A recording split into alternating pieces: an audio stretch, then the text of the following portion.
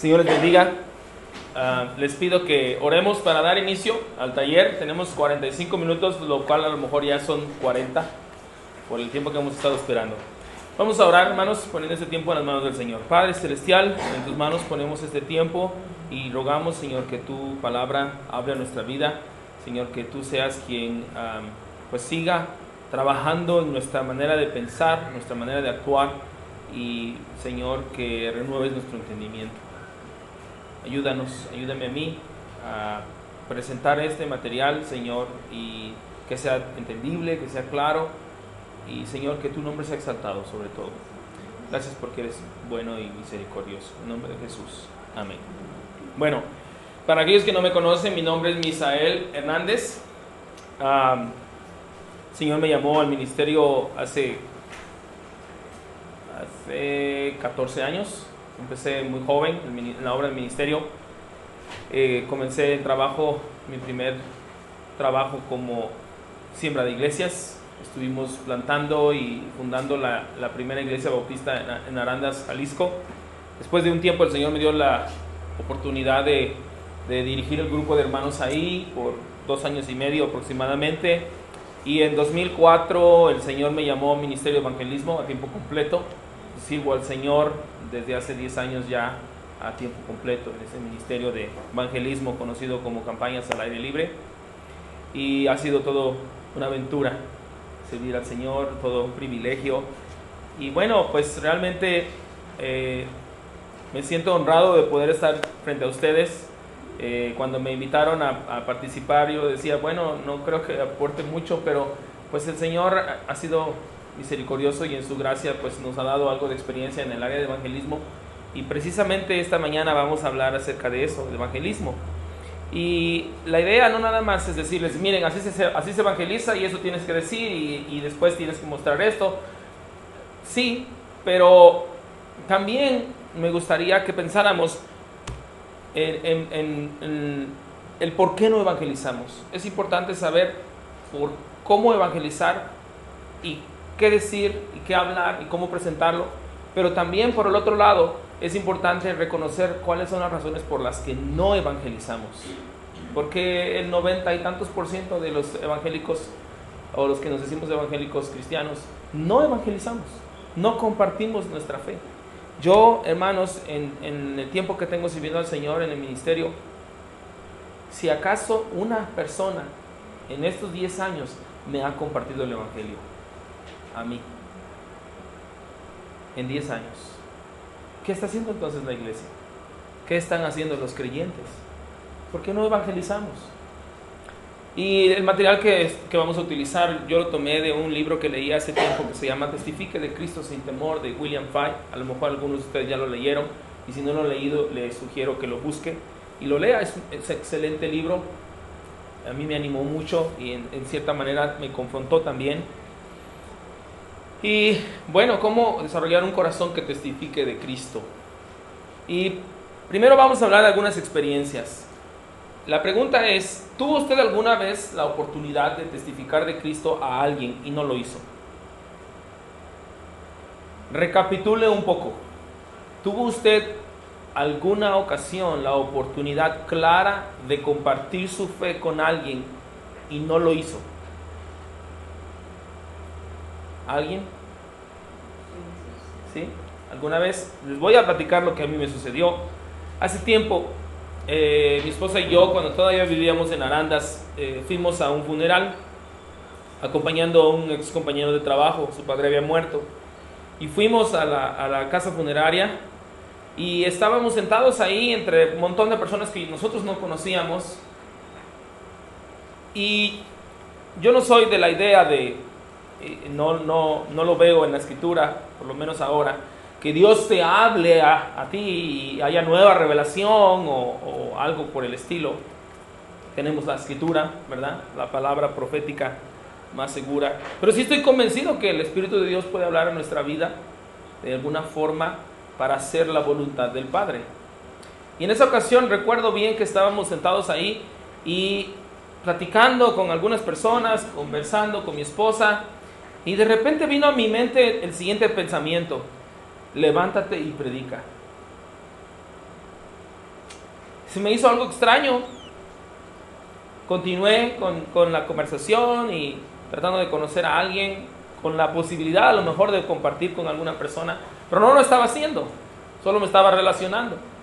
Y por segunda ocasión volvió a saltar el mismo pensamiento y pensé, levántate y predica, tienes que levantarte y predicar. 3 veces, llegó la tercera ocasión y lo mismo, levántate y predica. ¿Qué creen que hice? Después de unos minutos le dije a mi esposa, ¿sabes qué? Mis hijos estaban pequeños y le dije a mi esposa, los niños están en la casa solos, creo que es tiempo de que regresemos a la casa. Entonces salimos de la funeraria, me despedí de este muchacho, nos fuimos y cuando yo iba caminando en la calle, que estaba a unas cuantas cuadras de la casa, hermanos, me sobrecogió una tristeza tremenda. Y yo llegué a la casa y nos encerramos en el cuarto y mi esposa me dijo, ¿qué tienes?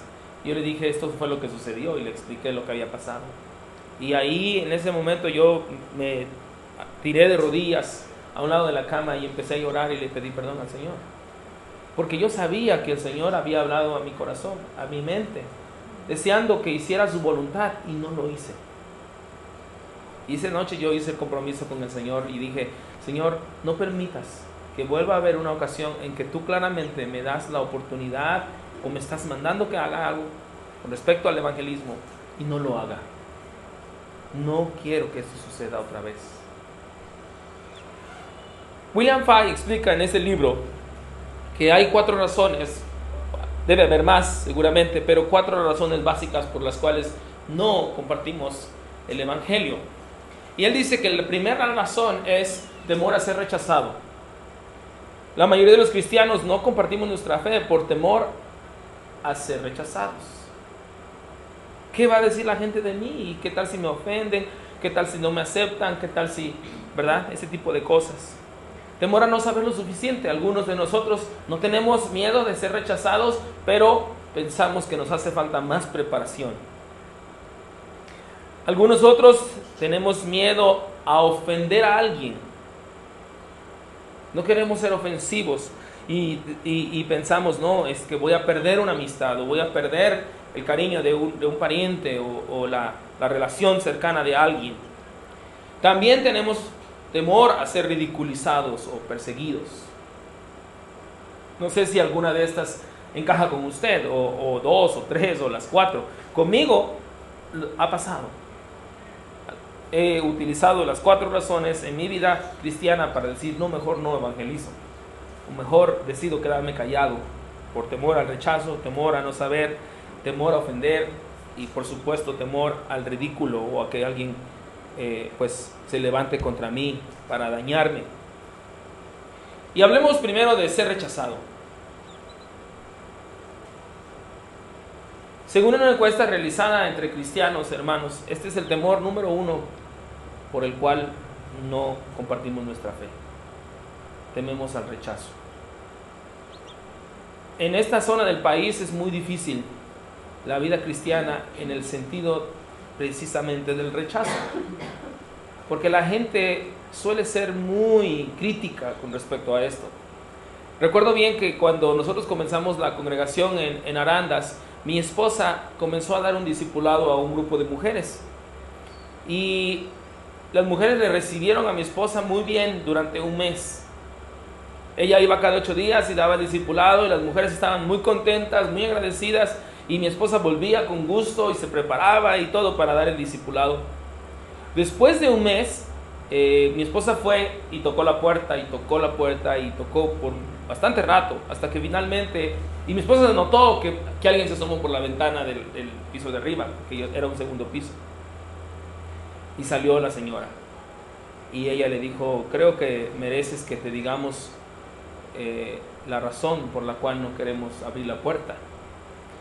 Y explicó a mi esposa que el sacerdote había ido a visitarles, el sacerdote principal de Arandas, y que les había advertido que si no dejaban de seguir recibiendo a los cristianos, les iban a excomulgar. Y ellas le pidieron a mi esposa muy amablemente, no vuelvas. ¿Cuál fue el temor? El rechazo. Ellos no querían recibir ningún tipo de rechazo. Es muy doloroso cuando la gente te dice, eres aleluyo, ya eres un traidor a tu tradición, te lavaron el coco, etcétera, etcétera. Es doloroso, sí, sí duele. Ofende, sí, lastima, sí, te hace sentir menos. Puede uno decir muchas cosas. Pero cuando se trata de compartir nuestra fe, también eso nos paraliza. Cuando se trata no solamente de seguir nuestra vida cristiana, sino de compartir nuestra vida de fe en Cristo, también es un problema. Sin duda, Dios no le va a pedir a una persona que cause la salvación de otra persona. Nosotros no podemos causar la salvación de nadie. Testificar de nuestra fe no tiene nada que ver con que alguien acepte al Señor. Testificar de nuestra fe no significa que alguien repita una oración después de mí. Eso no es testificar de nuestra fe, y eso no es el fin de testificar de nuestra fe. En esta área de nuestra vida cristiana nosotros no podremos fracasar, hermanos. ¿Por qué razón? Porque es la obra del Señor. 10 años yo llevo en el ministerio de evangelismo y he descansado en esa seguridad. Ese trabajo del evangelismo no es mi trabajo, es el trabajo de Dios. Y Dios no fracasa. Él no fracasa. Y como Él no fracasa, entonces yo tampoco fracasaré en esta tarea. Yo no convenzo a la gente, es el Espíritu de Dios quien convence. Y el Espíritu de Dios no fracasa. Él convencerá a quien tenga que convencer en el momento que lo deba hacer. Ayer que escuchábamos, hermano Rubio, ¿cuánto tiempo pasó? Muchos años. Pero fue en el momento que tenía que ser. Y muchas veces nos desesperamos. Y muchas veces, por esa razón, tiramos la toalla. Me gusta lo que dice William Fay. Dice, ya sea que sus manos y su voz tiemblen, o se equivoquen las palabras, o se esfuerce para dar su testimonio con claridad, o encuentre que su habilidad para escoger el momento oportuno es pobre, Dios aún con eso lo puede utilizar a usted. Nosotros utilizamos el evangelismo con pintura. No sé si alguno de ustedes lo ha visto ya. Creo, la mayoría a lo mejor sí. Y mi hija me preguntaba, papá, cuando tú vas a predicar, ¿te dan temor? ¿Sientes miedo de pararte ahí al frente? Y yo le decía, cada vez, todas las ocasiones que yo me paro en una plaza a predicar con el tablero, tiemblo. Me tiemblan las rodillas, me tiemblan las manos, la voz se quiebra. Sí, me da mucho temor. No es algo sencillo, pero sé que Dios está conmigo. Y aún en esas debilidades y aún en ese temor, Dios se glorifica. Sí, hermano. Por favor. El apóstol Pablo, expresando su sentir acerca del evangelismo como lo has formado, él nos dejó un legado para nosotros bien maravilloso. Esto ha sido para mí un cambio de perspectiva en la vida, ¿no? De aproximarme a la gente. Dice en 2 de Corintios, capítulo 2, verso 14. Mas a Dios gracias, el cual nos lleva siempre en triunfo en Cristo Jesús, y por medio de nosotros manifiesta en todo lugar el olor de su conocimiento. Porque para Dios somos grato olor de Cristo en los que se salvan, y en los que se pierden, a eso ciertamente olor de muerte para muerte, y a aquellos olor de vida para vida. Y para estas cosas, ¿quién es suficiente? Y continúa Pablo diciendo, pues no somos como muchos que medran falsificando la palabra de Dios, sino que con sinceridad, como de parte de Dios y delante de Dios, hablamos en Cristo. Esa verdad que tú nos compartes hoy, de entender que nosotros hemos sido llamados a obediencia, no a victoria. Para nosotros la victoria es que vengan a Cristo. Para Cristo la victoria es que sea comunicada la voluntad del Padre a ellos.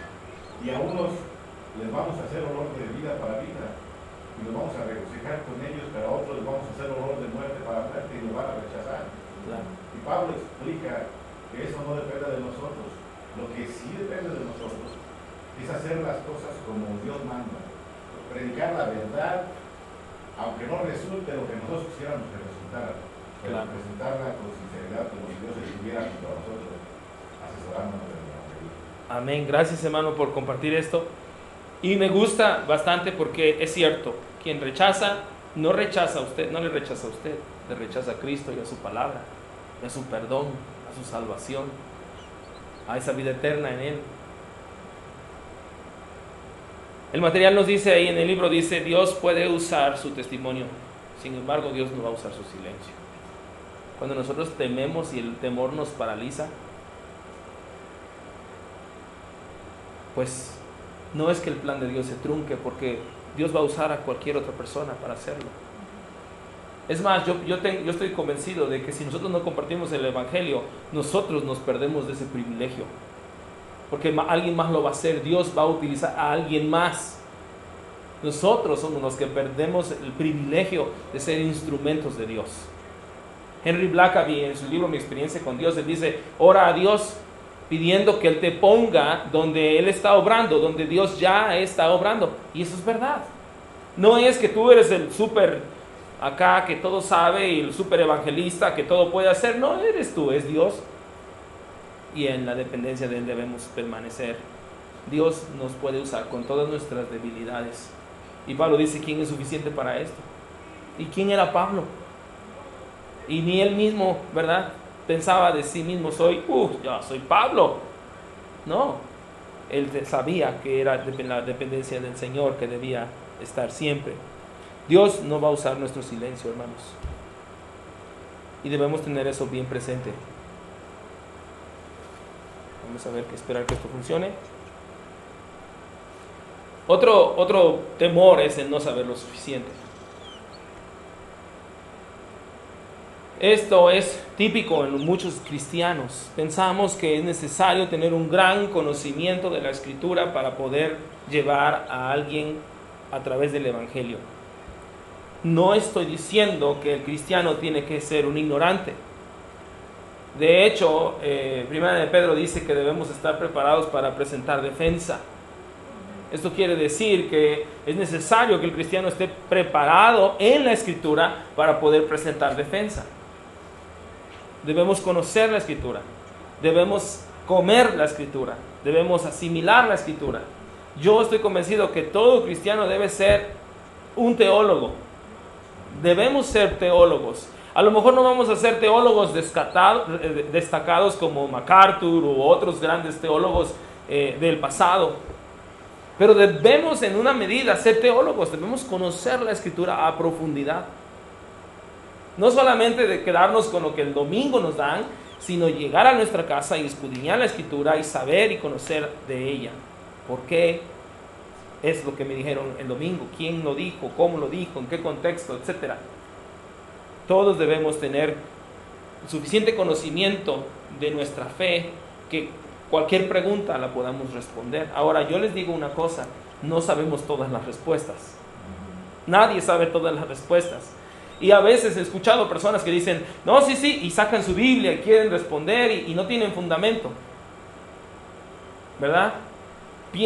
Contestan con algo que alguna vez escucharon o con algo que piensan que pudiera ser la respuesta, sin ser la respuesta, sin ser concreta la respuesta. No nos la demos de todos lo sabemos, porque no todos lo sabemos. Ese temor, hermanos, se manifiesta con frecuencia en personas que han sido cristianas por varios años. Una investigación reveló que la mayoría de las personas que de manera personal guían a un perdido al Señor lo hacen después del primero o segundo año de convertirse a Cristo. Estamos con la emoción, el Señor, y lo amamos y estamos tan emocionados de conocer la palabra, la Escritura, y compartimos con otros. Pero pasa el tiempo y paulatinamente ese ánimo va decayendo, va bajando. Y algunos llegamos a la conclusión, bueno, yo no soy líder en la iglesia, que lo hagan los líderes. Yo no soy diácono en la iglesia, que lo hagan los diáconos, para eso están, o los pastores, no sé, dependiendo del tipo de gobierno que haya en la iglesia. Y pensamos que es la responsabilidad de alguien más, excepto la nuestra. Quizás sea verdad que mientras más tiempo una persona sea cristiana, más se da cuenta de lo poco que sabe acerca de su fe. Es verdad. Pasa el tiempo y dices tú, yo no sé. Esto no lo sé. Hay temas, yo por ejemplo, hace algunos años atrás, yo decidí no estudiar Apocalipsis. Y yo dije, bueno, sea lo que diga Apocalipsis, digo, sí lo había leído y todo esto, y había escuchado meditaciones acerca, pero no me había metido a estudiarlo a profundidad. Yo decía, no, para mí lo más importante es la predicación del Evangelio, ¿verdad? Estudiar los Evangelios, los Hechos, etc. Pero leyendo Apocalipsis dice, bienaventurado el varón que entendió estas cosas, ¿verdad? En Apocalipsis mismo. Que las analiza, que las estudia, que las conoce. Yo dije, wow, aquí hay mucho de lo que puedo aprender, y lo hice. Estudié Apocalipsis. Una gran riqueza hay en la Escritura, en toda la Escritura. Una persona puede volverse tan consciente de las muchas cosas que un cristiano necesita aprender, que se olvida de lo sencillo que es nacer de nuevo. Yo he escuchado a muchos hermanos compartir su fe y hacen algo noble en el sentido de que sí comparten la Escritura y pueden llevar a una persona de un versículo a otro, llevarlo de una escritura a otra, pero no comparten el Evangelio. ¿Qué es el Evangelio? Pablo dice, es Cristo murió, fue sepultado y resucitó. Yo me he encontrado hermanos compartiendo con testigos de Jehová y no comparten el Evangelio, sino toda la conversación tratan de refutar lo que el testigo de Jehová cree. ¿Sí? Que Jesús es Dios, que el Espíritu Santo sí es Dios, que el infierno sí existe, que lo del reino, ¿verdad?, terrenal, que los 144,000. Y entonces con la Biblia, no, pero mira lo que dice la Biblia, pero nunca les llevamos al Evangelio. Y debemos tener mucho cuidado de esto. Nacer de nuevo es sencillo, porque está en Cristo, nacer de nuevo. ¿Se acuerdan de este hombre que buscó a Jesús en la noche? Nicodemo, doctor de la ley, y no entendía estas cosas. ¿Y a dónde lo llevó el Señor Jesús? A el Evangelio. Es necesario que nazcas de nuevo. Un abundante conocimiento no es el gran requisito para ser un instrumento de Dios que guíe a una persona a la palabra de Dios y a la nueva vida en Cristo. Hermanos, si el Señor te llama a estudiar en un instituto bíblico, hazlo. Si el Señor te llama a ser un maestro en la iglesia, hazlo. Si el Señor te llama a ser un gran predicador de la palabra, hazlo, obedece. Pero no es el gran requisito para llevar a alguien a los pies de Cristo, para enseñarle a alguien el camino a la salvación, que es Cristo. Y necesitamos tener esto en cuenta. Y no lo usemos como excusa. No sé lo suficiente. Porque cuando estemos delante del Señor, Él no va a tomar en cuenta esa excusa para nada. Temor a ofender. Otra excusa para no testificar es el temor a ofender a un amigo o pariente. Y eso es muy común. Con frecuencia decimos que haríamos cualquier sacrificio por nuestros amigos y nuestra familia. No obstante, cuando es el momento de ayudarles a tomar la más importante decisión de sus vidas, una decisión de vida o muerte, decimos a nosotros mismos que testificarles es demasiado pedir. No, ¿y si le digo a la abuelita? ¿Y si se ofende la abuela? ¿Si me deshereda el papá? Un hermano en nuestra iglesia, que es uno de los ancianos de la iglesia, cuando él comenzó a ir a la iglesia cristiana, porque su familia es bien católica, su mamá lo corrió de su casa. Y ella le dijo a él, si tú vuelves a esta casa, no vas a estudiar la Biblia, te lo prohíbo. Y entonces él estudiaba, no la Biblia en su casa, la estudiaba en la universidad. Tenía una amiga que fue quien le guió a los pies de Cristo, que le daba, se sentaba con ella y estudiaban la Biblia juntos. Pero su casa, y guardaba su Biblia en su mochila, la tenía escondida en su casa, porque pues era un muchacho, estaba estudiando apenas la preparatoria. Y él decía, pues ¿a dónde iba yo? No tenía trabajo, no tenía carrera, tenía que estar en casa de mis padres. Le costó. Y finalmente, después del tiempo, él pudo con valor testificar a su familia. Su papá. Su mamá murió, yo no sé si su mamá se convirtió, pero su papá, sí. Testificar a su propia familia y amigos más íntimos es increíblemente importante. Si realmente amamos a alguien, nuestra primera preocupación como creyentes debería ser la salvación de esa persona. Ahora, la salvación no depende de nosotros, ya lo mencionamos, pero es importante que le compartamos el Evangelio. Si rechaza, usted queda libre de la sangre de esta persona. Si acepta al Señor, un día nos gozaremos con esta persona en la presencia de Dios. La mayoría de las personas son guiadas a confiar a Cristo por sus amigos y su familia. La pregunta es, ¿se callará y le agradará a usted ver que sus amigos se vayan al infierno? Piénselo. Sus parientes, sus primos, sus hermanos, sus tíos, sus abuelos, sus papás, sus vecinos, su compañero de trabajo, que no conoce a Cristo, si hoy muriese, ¿a dónde irían? Al infierno. ¿Por cuánto tiempo, hermanos? Eternamente. Qué terrible. Cuando nosotros compartimos en la calle, yo le digo a las personas, mira, el infierno es real y es un lugar de tormento. La Biblia dice que hay llama, gusanos, tormento eterno. La gente tiene conciencia, pero lo peor del infierno no son estas cosas. Lo peor del infierno es que la gloria de Dios no está ahí. ¿Y por cuánto tiempo? Eternamente. No verán la gloria de Dios. Y si nuestra familia, nuestros seres queridos mueren sin Cristo, no verán la gloria de Dios. Y ponemos un ejemplo aquí. Si usted ve un auto venir en la carretera muy aprisa y ve usted a su abuelita muy amada cruzar la calle, sabe usted que la velocidad de ese auto la va a alcanzar, la va a atropellar y la va a matar. ¿Qué haría usted? Usted ama a su abuela. ¿Le gritaría a usted fuertemente? ¿Correría usted tratando de jalarle y sacarle del carril del vehículo? ¿O pensaría, hijo, ¿y si la ofendo? ¿Y qué tal si al jalarle le quiebro un tobillo? ¿Y si cae y se rompe una muñeca? A mí no me importaría. Yo correría, le gritaría, la empujaría lo más fuerte o la jalaría lo más fuerte con tal de quitarla del camino de ese vehículo. Eso es lo que sucede con las personas. Viene ese vehículo a toda velocidad que se llama eternidad. Y si ellos se topan con ese vehículo sin Cristo, van a ir a una muerte eterna. Es necesario advertir a nuestros seres amados acerca de esto. El último temor es temor a ser ridiculizado o perseguido. Muchos cristianos no nos parecemos lo suficiente a Cristo en la actualidad. No estamos dispuestos a sacrificar nuestra reputación. No estamos dispuestos a que nuestro nombre sea manchado o la gente se burle de nosotros.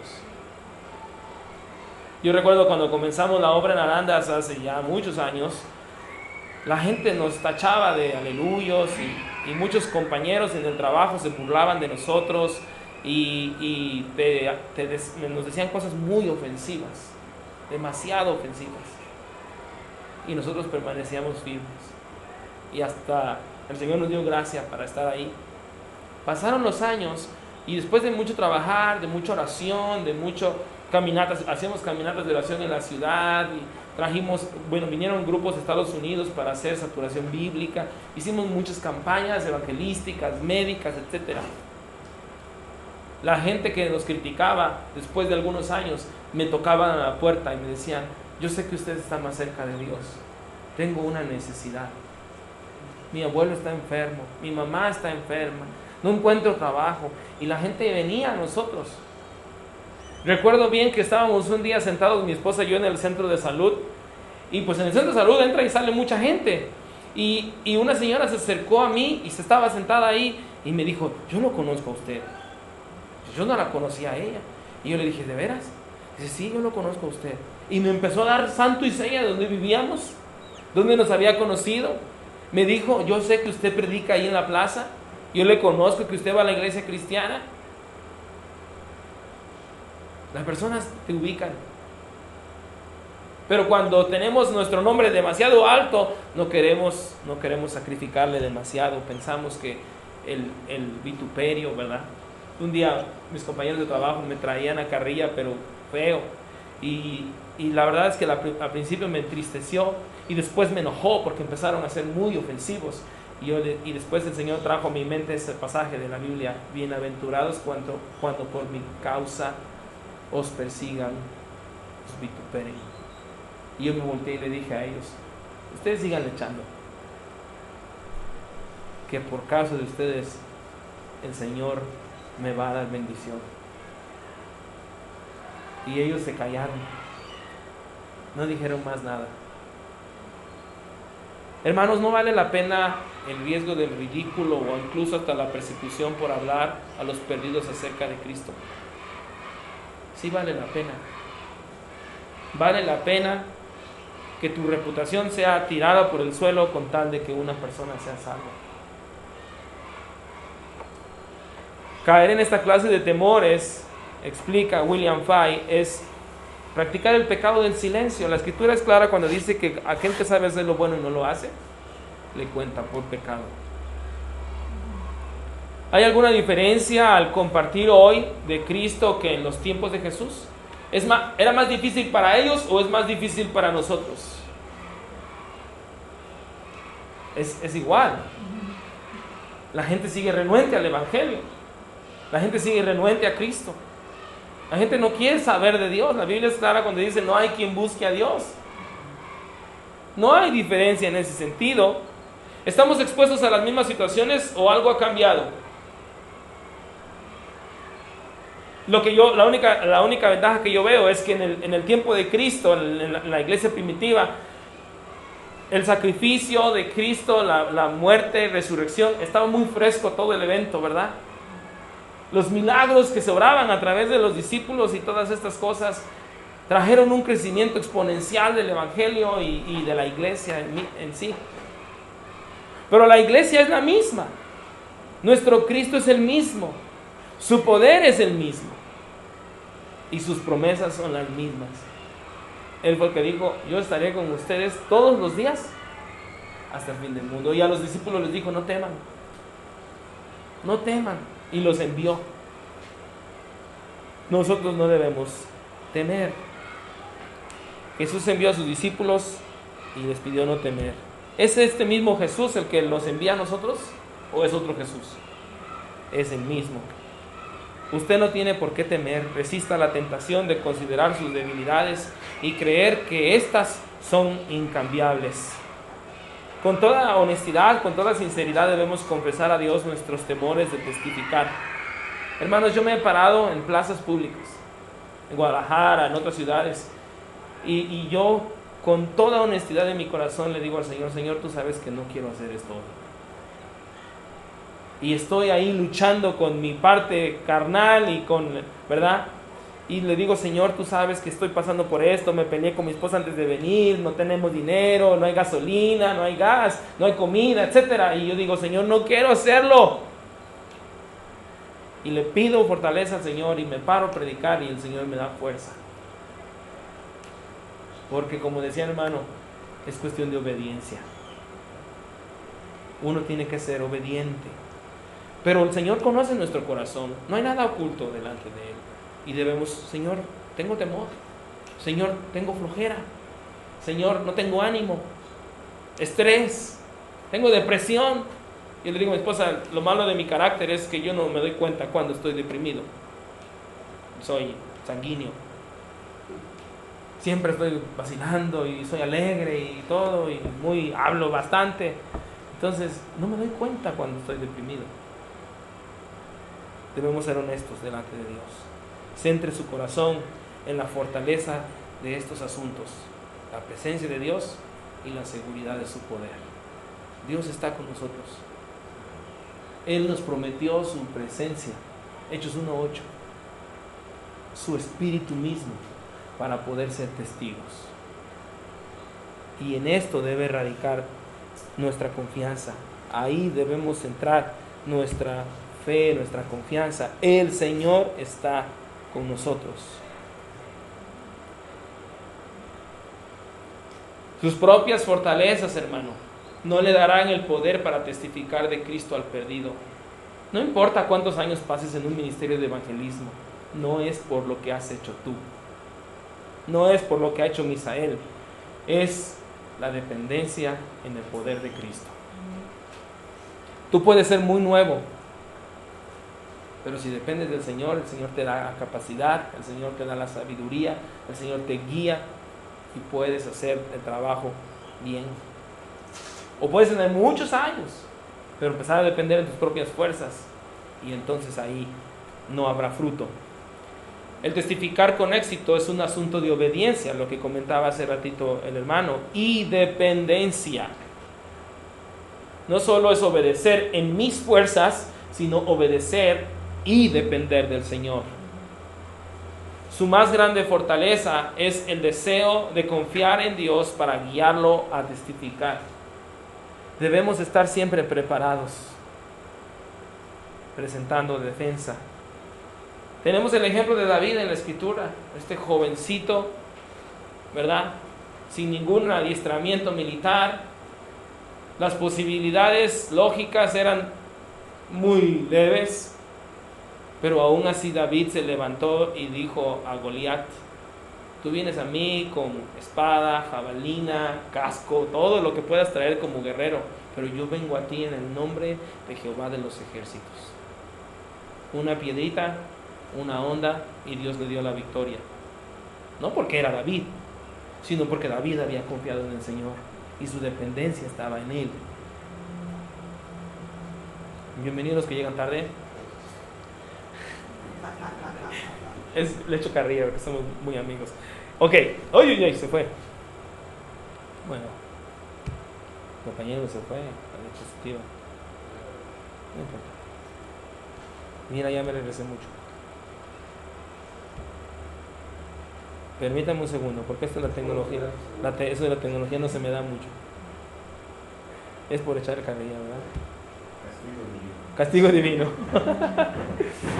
Mira, se regresó bastante. Ok.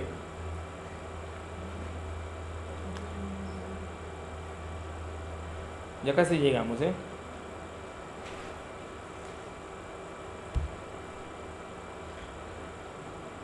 ¿Qué pasa esto?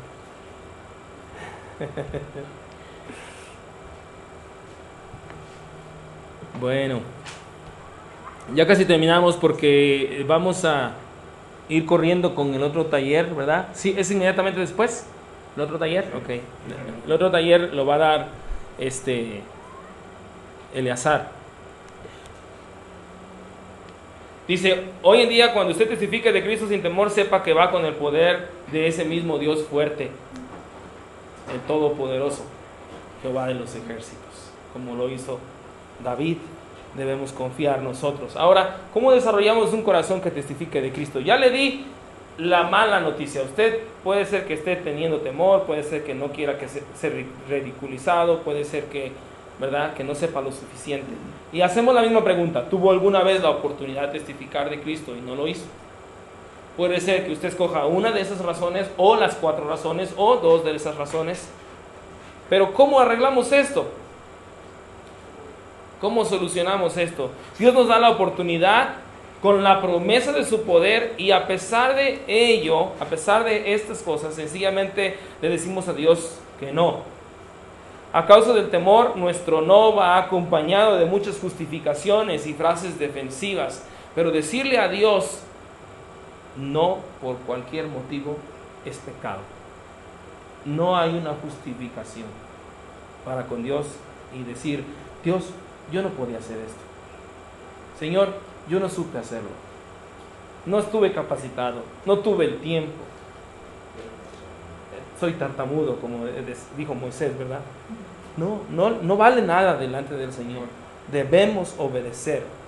Seguramente podemos recordar las muchas veces que pudimos haber testificado y no lo hicimos. ¿Recuerda usted al apóstol Pedro? ¿Verdad? Él mismo decidió guardar silencio cuando le dijeron: ¡Hey, tú estabas con él! ¿Sí? No soy. Me estás confundiendo. Yo les comentaba hace rato a los hermanos, cuando yo estaba joven y en la iglesia, crecí en un hogar cristiano, compraba la Biblia más pequeña que podía comprar, porque hacía yo lo siguiente: guardaba la Biblia aquí atrás, entre el cinturón, ¿verdad? Y la ponía yo así con la playera, y caminaba yo muy recto, porque no quería que mis amigos en la colonia vieran que llevaba Biblia y que iba a la iglesia. ¿Qué pasó? Guardamos silencio. Tal vez Pedro pensó que no era sabio arriesgarse y tal vez nosotros también pensamos lo mismo. Muchos de nosotros hemos decidido también quedarnos callados.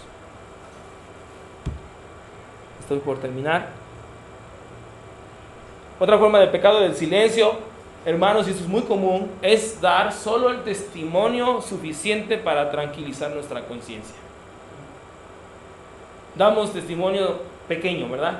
Alguien llega y te dice, es que tengo un problemón, y tú le dices, mira, la Biblia dice que debes confiar en Dios.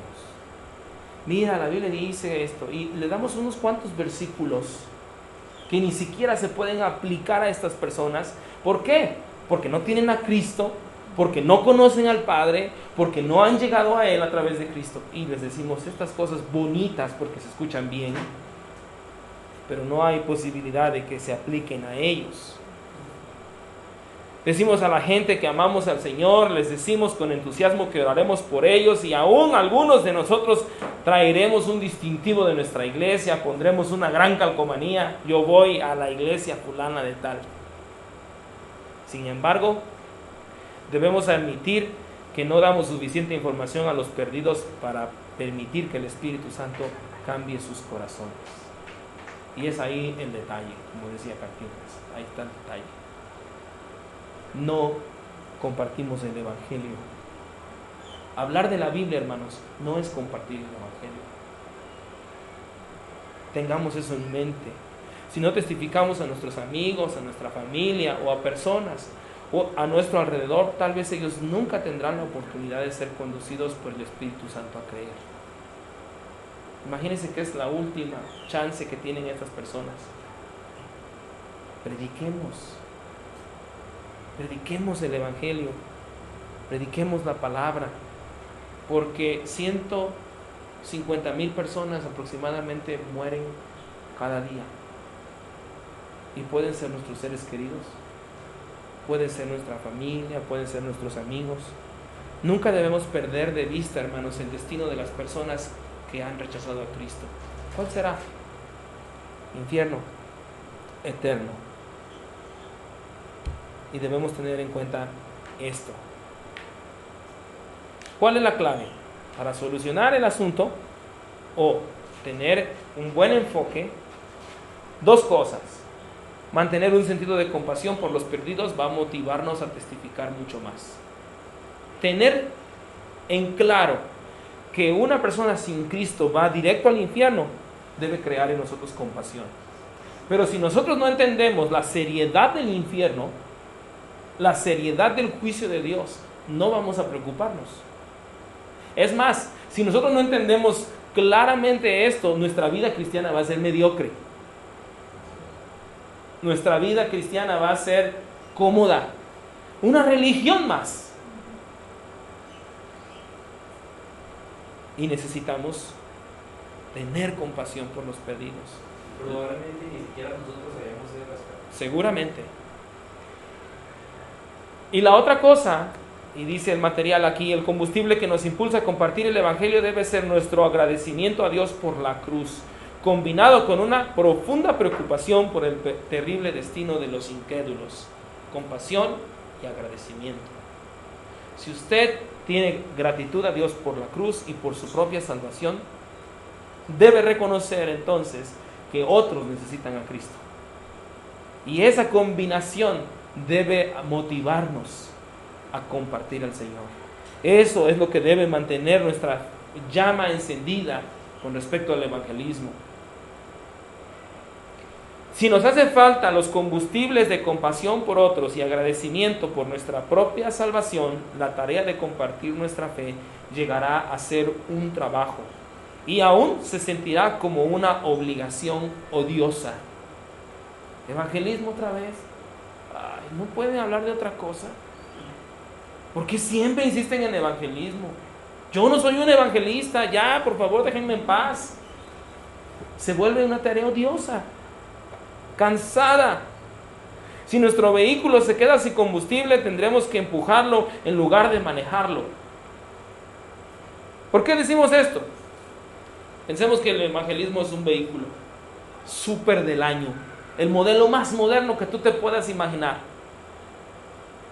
Y ahí tienes a tu vehículo del nuevo, sin una patinada de mosca. Le pones gasolina, lo conduces y puedes llevarlo donde tú quieras. Puedes llevar a otros en ese vehículo. Pero si se te acaba la gasolina, ¿qué vas a hacer?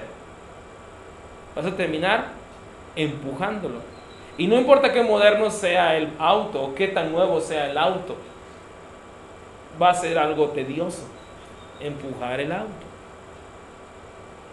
Pero si el vehículo tiene gasolina, ¿qué es lo que tienes que hacer? Subes, lo arrancas y lo manejas. Lo llevas a donde necesitas ir. Lo mismo sucede con el evangelismo. Si tu gasolina se termina, vas a terminar empujando el evangelismo y se va a hacer una tarea muy pesada, muy cansada, desgastante. Y finalmente vas a decir, yo no quiero ese carro, hay que se quede. Pero con la compasión y la gratitud, nuestro tanque siempre va a estar lleno. Y lo único que necesitamos hacer es manejarlo y llevarlo por donde el Señor nos guíe. Si tenemos que empujar el vehículo del evangelismo, será una tarea pesada, mientras que manejarlo será estimulante. Sin la gasolina del agradecimiento, nuestra actitud no será de entusiasmo para decir, me deleito en hacer tu voluntad, Señor, sino que de mala gana vamos a tener que decir, tengo que hacer tu voluntad, lo cual es una enorme diferencia. ¿Suena algo? No, aparte de eso. Lo que necesitamos todos y cada uno de nosotros, hermanos, para mantener esto encendido en nuestro corazón, es una experiencia como la que el mismo Jesús tuvo en el huerto de Getsemaní. ¿Qué fue lo que sucedió en Getsemaní con Cristo? Dice la Escritura que estaba orando y su sudor era como gruesas gotas de sangre, y le dijo al Padre, si es posible que no beba de esta copa, que no beba, pero que no se haga mi voluntad, sino la tuya. Y lo que Cristo hizo fue abandonarse a la voluntad del Padre. Entendió, siempre supo su propósito y sabía a lo que el Padre lo había enviado. Y ahí lo único que hizo fue reconocer, Señor, que se haga tu voluntad. Así nosotros también debemos abandonarnos, entregarnos a la voluntad del Padre. Cuando Jesús cayó de rodillas, ahí sufriendo y agonizando de dolor, sus discípulos estaban despreocupados de la realidad. ¿Se acuerda que les dijo a esos tres, quédense aquí, velen conmigo? Y fue y oró y regresó. ¿Y qué estaban haciendo los discípulos? Dormidos. Y Jesús les dijo, ¿no han podido ni siquiera una hora estar despiertos conmigo? Hermanos, no se desanime cuando el resto de la iglesia estén durmiendo con respecto al evangelismo, estén durmiendo con respecto a buscar a los perdidos. En lugar de esto, en lugar de preocuparse y afanarse, y en lugar de recriminar a otros, mejor encuentre un lugar callado, póngase de rodillas y dígale al Señor, Padre, solo el pensar que abrir mi boca y compartir me atemoriza, me aterra, me da mucho miedo. Pero no se haga mi voluntad sino la tuya. ¿Qué es la voluntad del Señor? Que seamos sal, que seamos luz. Y necesitamos obedecer. Termino diciendo lo siguiente. Hay dos clases de personas en nuestra iglesia, hermanos. Usted piense de cuál tipo de persona es usted.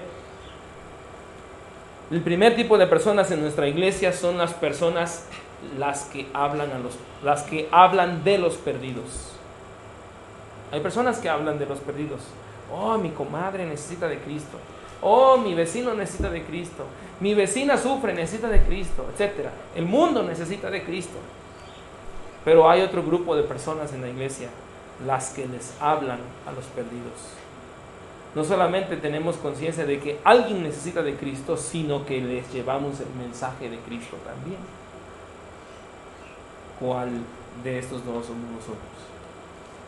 No lo sé, pero espero en el Señor que su mente sea renovada en ese sentido, que si no estamos haciendo bien, como dijeron esos 4 leprosos en el libro de Reyes, no estamos haciendo bien, y si nos callamos nos alcanzará nuestra maldad.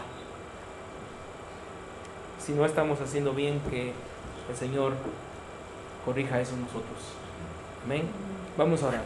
Y les voy a dejar, no sé si tenemos receso o nos vamos directo ya, ¿verdad? Ya no hay receso porque vamos con la agenda muy atrasada. Vamos a orar. Padre Celestial, te damos gracias por este tiempo, meditando un poco en esto. Y ahora vamos a tomar más tiempo para lo práctico. Señor, te pedimos de tu dirección también. Te pido bendición en ese tiempo con Eleazar, que tú le uses, y que también, Señor, podamos salir con herramientas nuevas en nuestras manos para compartir tu palabra, compartir nuestra fe.